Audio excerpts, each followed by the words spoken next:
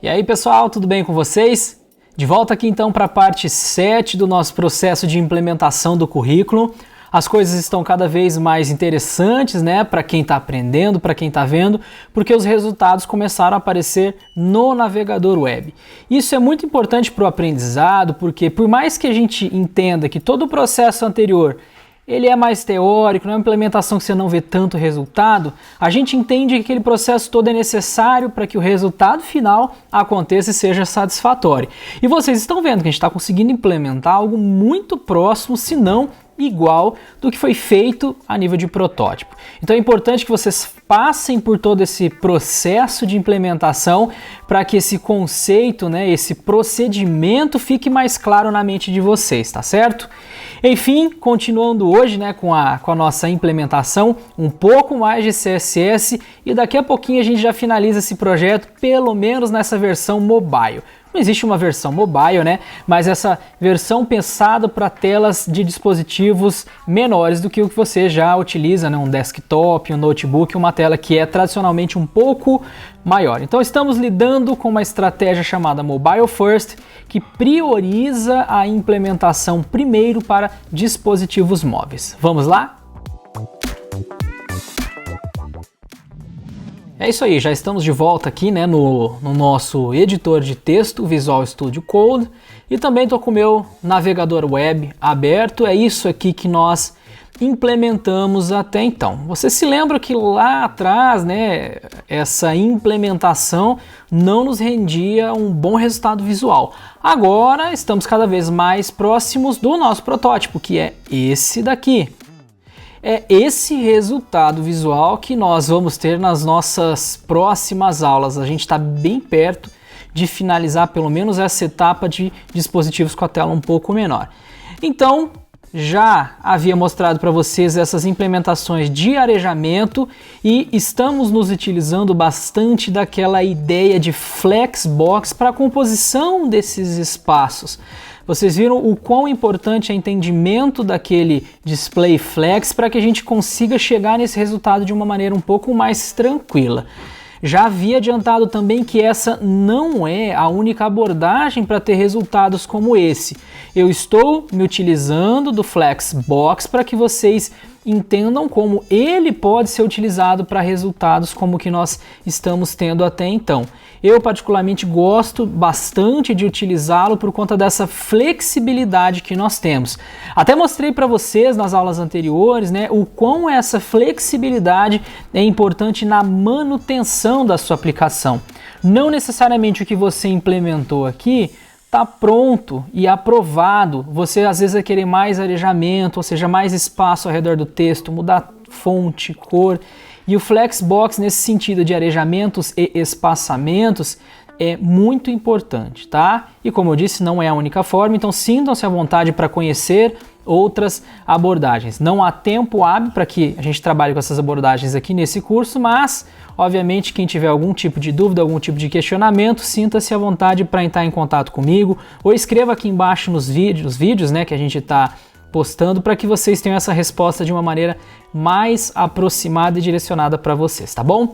Bom, vamos lá. Em termos de implementação, aqui está o nosso código de CSS e agora eu vou dar, obviamente, continuidade partindo do protótipo, olhando de cima para baixo, da esquerda para a direita, que eu disse que é a maneira que eu gosto de trabalhar. Isso também não é uma obrigação, né? Vocês podem escolher, eu quero começar lá de baixo ou do pedaço que eu acho mais complexo. Eu, Evandro, gosto de trabalhar de cima para baixo, esquerda para direita e vou fazendo pedaço por pedaço, independentemente da complexidade, uma vez que o conteúdo, para mim, na minha cabeça, fica um pouco mais fluido dessa maneira, tá certo?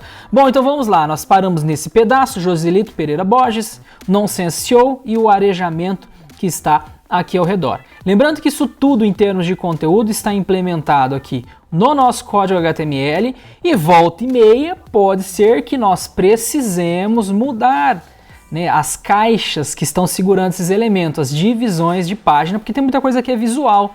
Eu já fiz isso em algumas partes aqui e obviamente isso vai acabar acontecendo vez ou outra, tá bom? Então não é porque você implementou a sua estrutura HTML que ela está prontinha, fixa e ela não muda mais ela acaba mudando. Já havia mostrado para vocês também, né, como trabalhar com os links direcionados. Fizemos link lá para o Google Maps, para telefones e vimos que existe muita funcionalidade ali já pensada para esses links que a gente até então nós não estávamos acostumados a utilizar e a partir de agora a gente está já utilizando.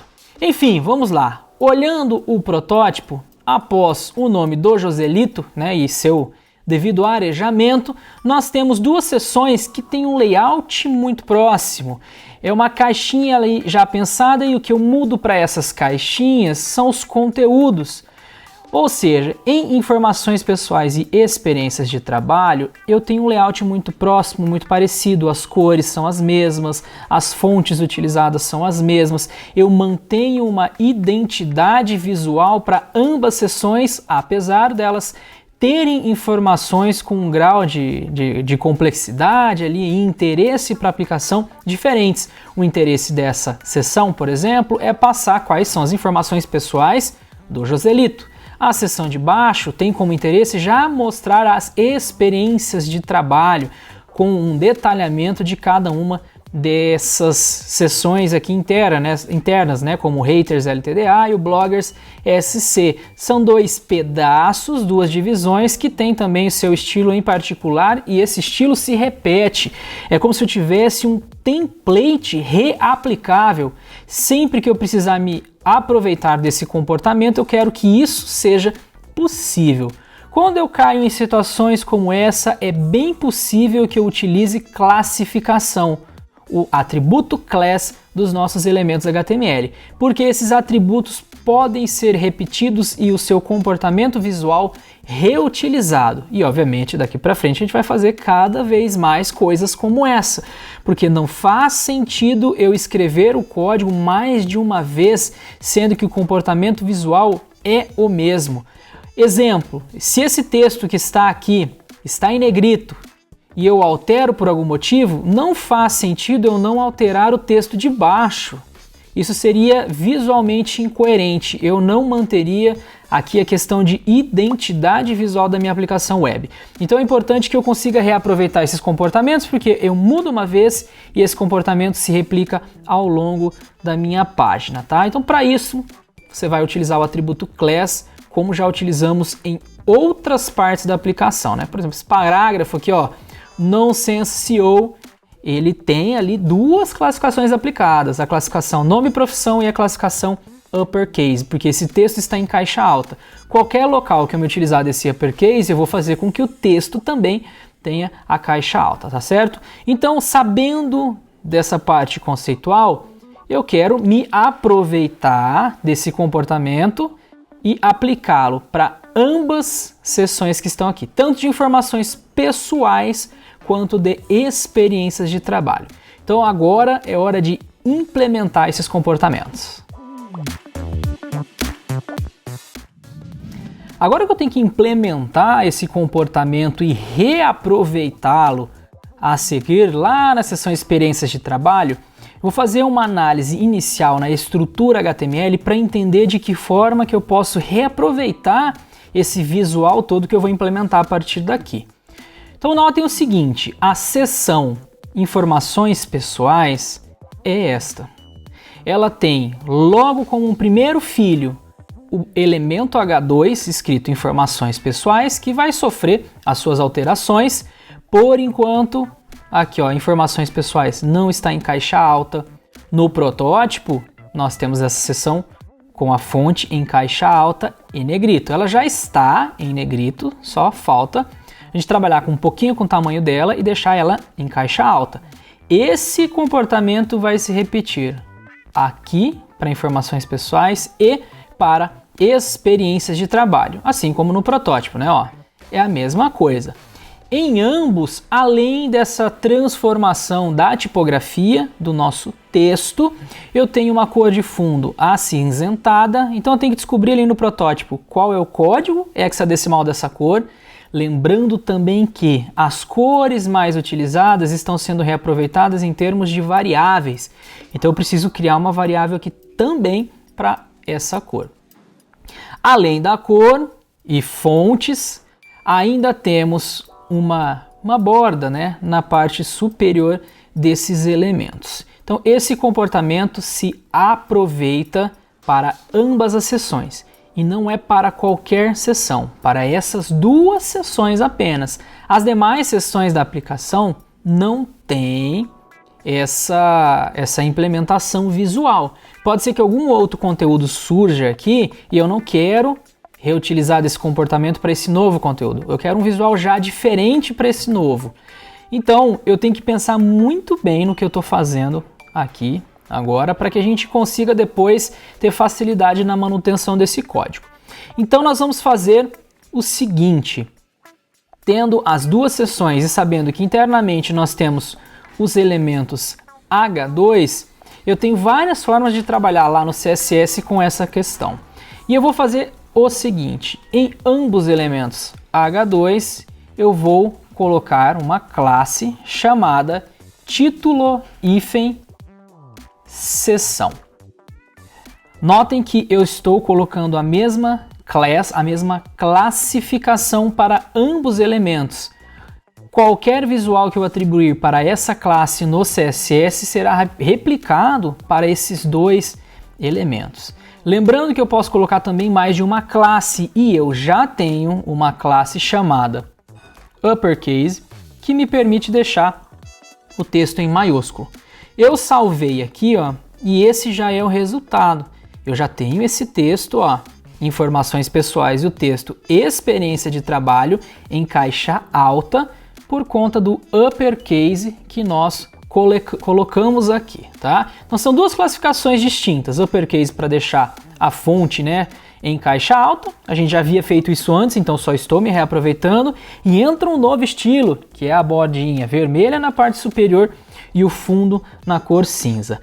Além disso, eu tenho que centralizar esse texto, depois a gente faz isso, né, não tem um momento certo para fazer isso, e diminuir um pouco essa fonte, tá? Essa de diminuir a fonte, eu não tenho nenhuma classe feita e pronta ainda, então nós vamos implementar isso aqui na classe título-seção. Eu vou copiar aqui, então Ctrl C e vou dar um Ctrl V lá no final do meu arquivo para essa classe, lembrando que a classe precisa de um ponto para que isso seja compreendido aqui dentro do CSS, abro e fecho chaves para colocar a estilização aqui dentro. Uma das primeiras colocações em termos de implementação que eu vou fazer é a seguinte, eu volto no meu currículo aqui no Figma, onde eu tenho o meu protótipo, e eu vou verificar que cores eu estou utilizando, tanto na borda quanto no fundo desse elemento. Então eu seleciono essa seção, ou pode ser a de baixo, ambas têm a mesma propriedade. Vou dar aqui o Command barra invertido, ou Ctrl barra invertido para quem está aí no Windows. E aqui eu tenho as cores da seleção que está sendo feita. Eu não preciso pegar uma cor única, como eu tenho uma seleção que tem vários elementos, né? Aqui eu tenho o texto, eu tenho aquela barrinha de fundo, eu tenho a bordinha, ele já me dá todas essas cores de uma vez só, tá? Isso é legal aqui do Figma. Então eu tenho o 000000, que é a cor preta, eu tenho esse 7E, 1E, 1A, que é aquela cor vermelha, né? Um bordô, e o cinza, que está bem clarinho, que é a cor EE. É estranho isso daqui, mas são valores hexadecimais. Quem tiver dúvidas, dá uma buscada aí no Google, né? O que são esses números ou valores hexadecimais. Mas isso daqui é a representação de cores no formato mais padrão aqui para nós em termos de implementação com CSS, tá bom? São os valores RGB. Enfim, vamos lá. Vou pegar esse vermelho bordô. Se eu não me engano, nós já o colocamos aqui.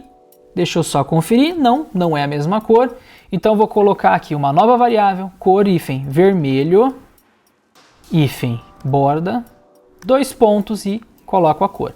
Preciso colocar o hashtag porque é ele que indica que esse é um valor de cor hexadecimal. Então eu tenho mais essa variável, a cor vermelho, hífen borda. Lembrem-se que todas as variáveis começam com hífen, tá bom? E tentem dar nomes que tenham algum significado, tá? Não põe cor 1, cor 2, cor 3, cor 4, você vai chegar uma hora que não vai saber que cor é essa cor que você está precisando ou está utilizando. Enfim, esse cinza claro, mesma coisa. Então onde estão os pretos? Vou colocar aqui uma cópia só, né? Vou colocar e chamar de cinza claro. E ele é o EE. Esquisito falar isso, né? Mas vamos lá. São vários E's aqui, 6 E's pelo menos. Então já tenho as duas cores, é só me lembrar dos nomes da variável. Se elas têm alguma alteração, eu venho aqui, altero na variável, isso é bem tranquilo de fazer, nós já vimos nas aulas anteriores também. Enfim, chegando aqui agora no título da sessão, eu preciso colocar essa cor como fundo, o E, e para isso eu uso a propriedade Background Color. Eu também posso usar só a propriedade Background, que vai funcionar de forma muito similar, tá? Só que como eu estou falando só da cor, eu vou preferir nesse momento utilizar o nome da propriedade, que fica mais fácil de vocês se lembrarem dela na hora de programar aí na máquina de vocês, tá bom? E aqui, ó, eu já tenho até as variáveis, né, que foram aplicadas, que foram utilizadas. Não vou utilizar a cor diretamente, eu quero me utilizar da variável. Então eu uso a palavra-chave var e dentro dos parênteses aqui eu coloco o hífen para achar a minha variável. Se eu coloco um hífen só, o próprio editor já te ajuda a encontrar essas variáveis de forma simplificada. Aqui eu preciso do cinza claro como fundo. Vou salvar. Eu apertei o Ctrl S no local errado. Salvei aqui, né, no meu editor de texto e aqui está o resultado. Vocês já podem notar que existe ali um elemento com fundo, no caso os nossos elementos H2, e o fundo já é o cinza claro que nós colocamos. Bom, além do cinza claro, eu tenho que colocar uma borda na parte superior e ela tem que ter aquela cor bordô. É importante também saber a grossura dessa borda. Eu vou utilizar aqui a grossura de 1 pixel e posso ir aumentando essa borda para ver o que fica legal ou fica parecido com o layout original. A propriedade que nos permite fazer isso, de colocar essa borda, é a propriedade border top. Uma vez que esse top indica que é a seção topo, a seção superior desse elemento. Eu tenho, além do border top, o bottom, left, right e o top, que eu já mostrei para vocês, obviamente, que são as 4 posições, da esquerda, da direita, da parte inferior e da parte superior. A parte inferior é a bottom, a parte superior é top, e como vocês já devem imaginar, left é esquerda e right a direita. Então eu quero só na parte superior, então border top. Essa borda é uma borda sólida, é uma linha sólida, então eu escrevo a palavra solid para indicar que essa borda superior é sólida e tem 1 pixel. Então logo na frente eu coloco um px. Além disso, eu preciso colocar qual é a cor dessa borda, que é o vermelho bordô ou vermelho borda. Beleza. A ordem desses elementos aqui na propriedade border top não importa. Eu gosto de trabalhar com essa ordem. O que eu estou querendo dizer? Que você pode colocar, por exemplo, a grossura da borda aqui antes, ou colocar a cor lá no início, tá? O CSS é esperto o suficiente para saber que essa ordem é independente, né? Você pode colocar na ordem que quer e mesmo assim funciona. Tanto que já está funcionando, ó. Aqui apareceu agora, nas 2 seções, a nossa bordinha. Então eu só vou colocar aqui na ordem que eu me sinto mais à vontade e vocês podem criar aí o sistema de vocês. Eu gosto de falar qual é o formato da borda, no caso eu falo que ela é sólida, existem outros formatos que vocês podem buscar também. Qual é a grossura, a espessura dela e por fim, qual é a cor. Se você não coloca a cor, você vai ter uma borda com a cor da fonte padrão do seu elemento. Como a fonte está com a cor preta, a borda também fica na cor preta. Se você muda a cor, obviamente, a cor é modificada. Para vocês que estão assistindo o vídeo, essa mudança pode ser bem sutil, tá? Pode não se parecer muito com o vermelho, pode parecer um preto, dependendo da tela, da luminosidade que você tem aí, tá? Mas eu garanto para vocês que tem um vermelhinho ali sim, tá? Então depois se a gente aproximar, dá até para vocês verem essa diferença. Enfim, coloquei a borda. Agora eu preciso alterar um pouquinho esse tamanho de fonte, ela está muito grande e eu vou centralizá-la também. Vou começar centralizando, vou utilizar a propriedade text align com o valor center. Dá para fazer com flexbox aqui, obviamente, tá? Vou mostrar essa outra abordagem para vocês. Então o text align, nesse caso, permite que você centralize o texto à esquerda, no centro ou à direita. Para essa situação eu quero centralizá-lo, né? Vou deixá-la no centro, por isso eu coloquei aqui text align, center. Além disso, também eu quero trabalhar com o tamanho da fonte, então font-size. Vou colocar aqui 1 rem, lembrando que 1 rem é 16 pixels. Deixa eu comparar com o protótipo. Deixa eu tirar essa telinha, né? Com o protótipo. Talvez tenha que ficar... Não, já está num tamanho bom. O problema é o espaçamento, o arejamento que a gente não tem ainda, né?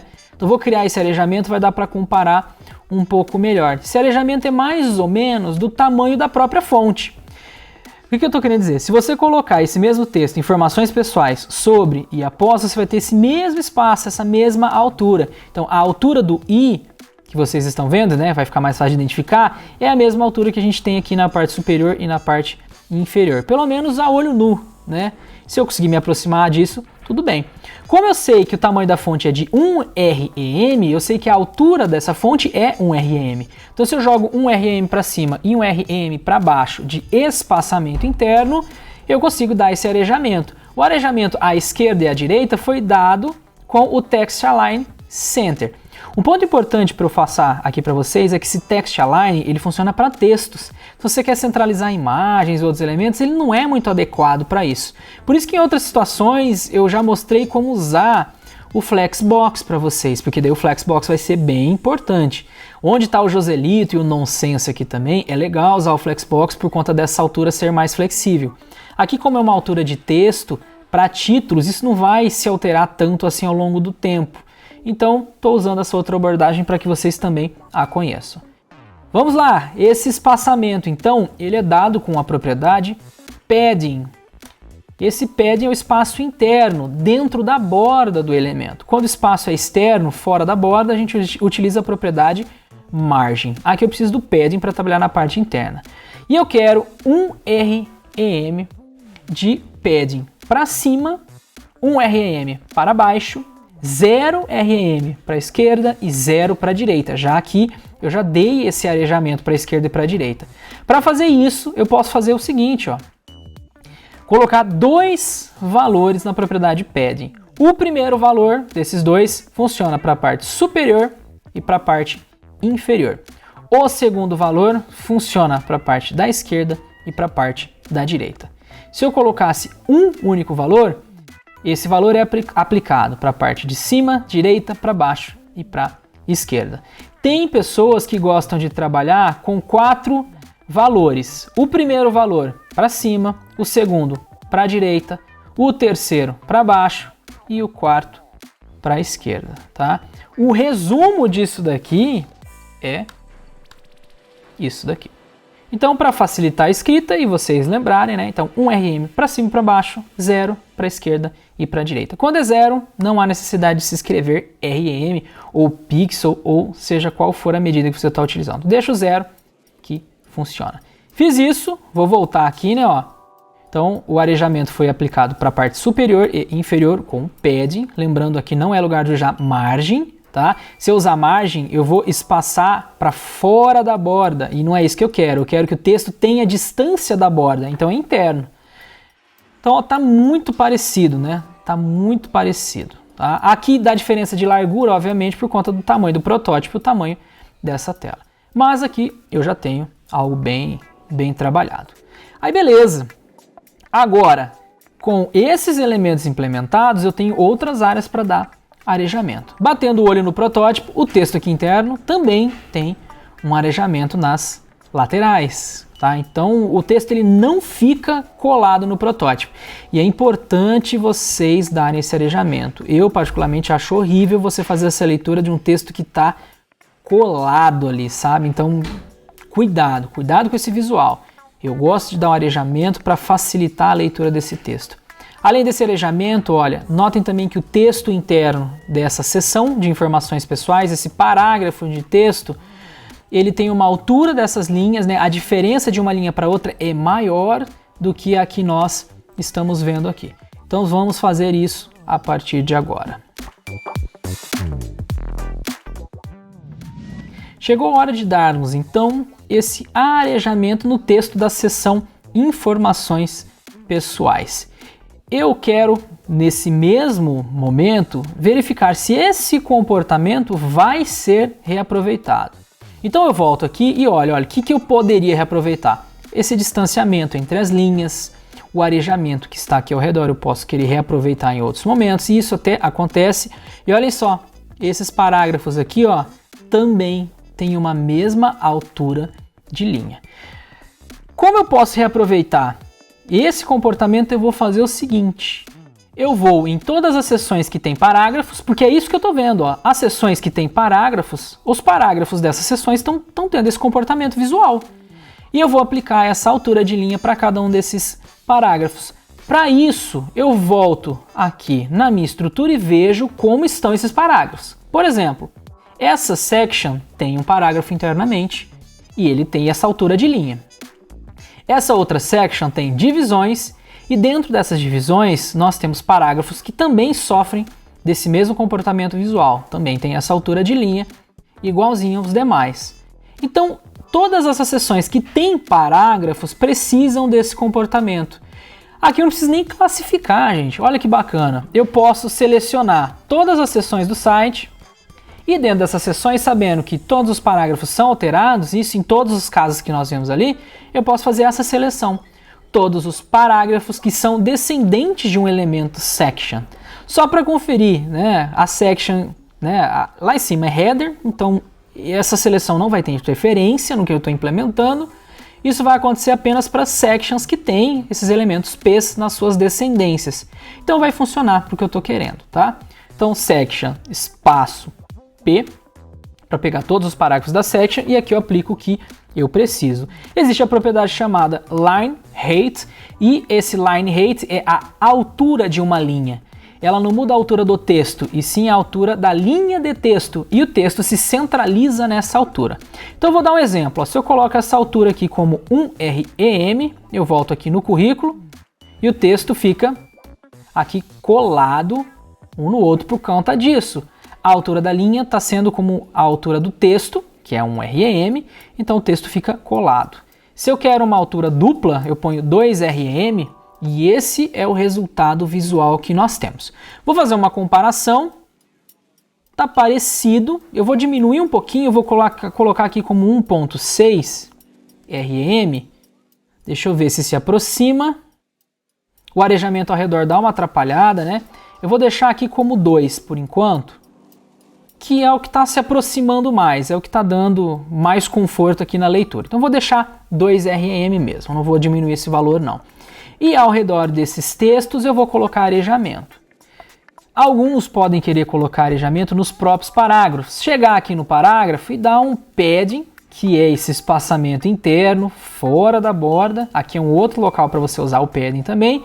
E falar, eu quero 1 REM aqui e coloca esse arejamento. Qual que é o problema de aplicar para os parágrafos diretamente?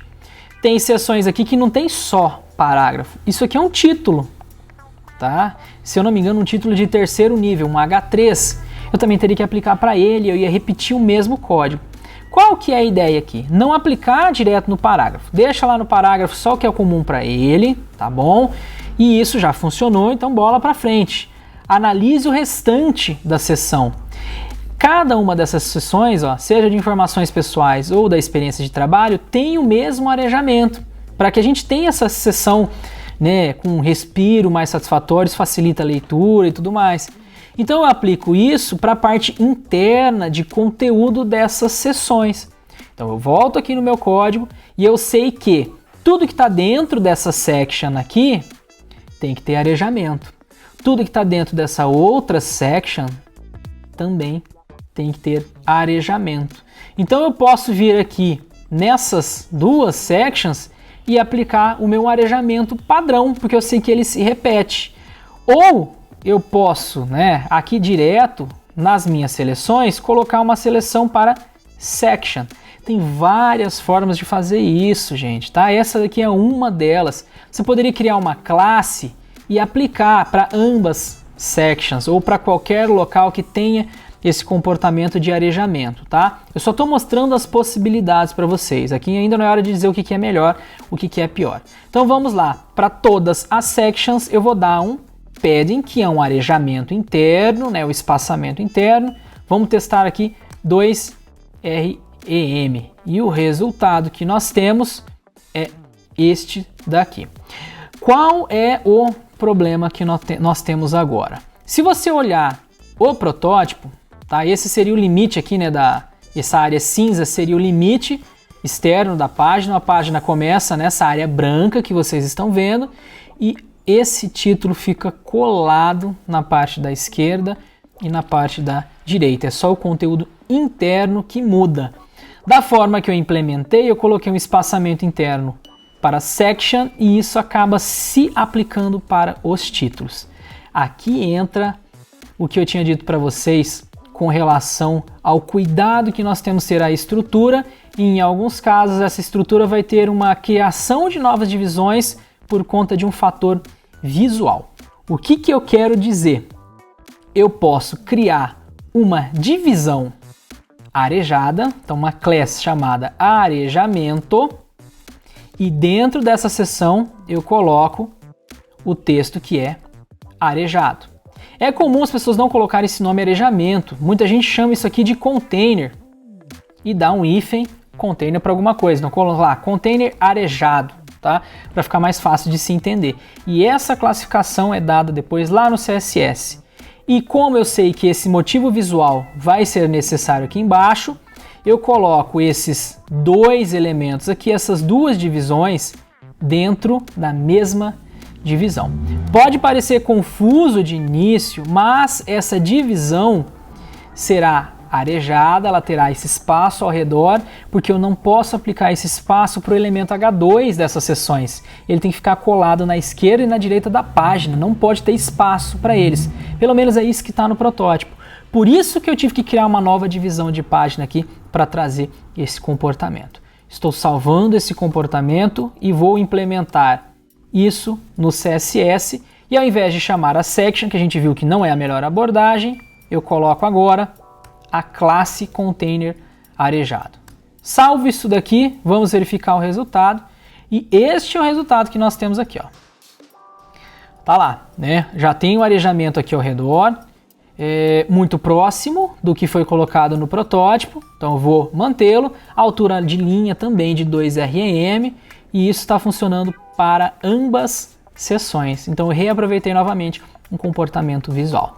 Daqui para frente é bem tranquilo da gente fazer, porque vocês já sabem agora uma segunda abordagem de espaçamentos, de arejamentos, que é utilizando o padding. Só para a gente fechar, desse carinha aqui para baixo eu tenho que ter um espaço. Eu não posso deixar esse restinho de texto de parágrafo colado nesse carinha aqui, tá? Então essa seção tem que se separar um pouquinho, tem que ter um arejamento com relação à outra. Essa daqui de baixo, do Bloggers SC, eu já imagino que também vai ter que ter uma separação do que vai vir logo a seguir, que é o rodapé. Então eu posso fazer o seguinte, eu pego essas duas divisões que são arejadas e coloco um espaçamento na parte de baixo ou uma margem, e aqui é legal a gente usar a margem, para que eles se distanciem na parte inferior. Então cada container aqui arejado tem uma margem inferior, vou colocar aqui de 2 rem também. E vamos ver o que vira, olha. Aqui ele não funcionou, deixa eu só verificar o porquê. Ah, gente, tá certo. Isso não pode ser aplicado aqui para o container arejado. Tá funcionando, é que esses dois elementos estão dentro de um container arejado. Então eu posso criar uma divisão para cada um deles e falar que eles têm essa margem na parte inferior. Então eu tenho que apagar aqui, que essa abordagem não funcionou. Volto aqui no código para analisar como esses elementos estão, e ó, tem essa divisão aqui, ó, e essa divisão, que são as divisões que eu estou querendo cuidar, e eu posso classificá-las, né? Eu posso vir aqui, ó, e trabalhar com uma classificação, ou fazer o seguinte, vamos mostrar mais uma forma de trabalho para vocês. Eu seleciono todos os containers arejados, e dentro desses containers arejados, eu posso pegar uma divisão qualquer com uma classificação, para que isso funcione só para essas situações. Então, para essas duas aqui, eu vou criar uma classificação com margem hífen inferior. Esses elementos ali que eu estou classificando, eu posso, em outras abordagens, usar outras formas de se escrever CSS. Eu não estou adicionando muita coisa agora, tá, gente? Vamos trabalhar com ID e com class, e depois a gente vai aprendendo outras formas de se manipular essas descendências de elemento. Então aqui eu coloco esse, como que foi o nome que eu dei? Margem inferior. Coloco ela aqui. Então eu estou pegando todo elemento de classificação margem inferior, que é descendente de um conteúdo, né, arejado, de um container arejado. Aí sim eu aplico a minha margem bottom de 2 REM. Então notem agora ó, que isso foi aplicado só para esses dois elementos. Eu poderia muito bem fazer assim, tá, gente? Mas eu queria mostrar para vocês que tem como a gente filtrar essas relações de dependências. Então a margem inferior, que é descendente de um container arejado. Enfim, aqui a gente resolveu esse último problema, né? E fica para nossa próxima aula a colocação do estilo do rodapé. Essa aula ficou um pouco longa, mas ela não é complexa. A gente trabalhou aqui com espaços, com arejamentos, tá? Então essa aula fica dedicada para essa motivação. Deixe textos arejados para facilitar a leitura, não deixa nada colado não, tá bom? Bom, vamos lá, o restante de visual fica para nossa próxima aula, assim como o rodapé e as outras modificações que vão acabar surgindo aqui para a gente deixar igualzinho, ou pelo menos muito próximo do nosso protótipo, tá bom? Abração para vocês, bons estudos e até a nossa próxima aula.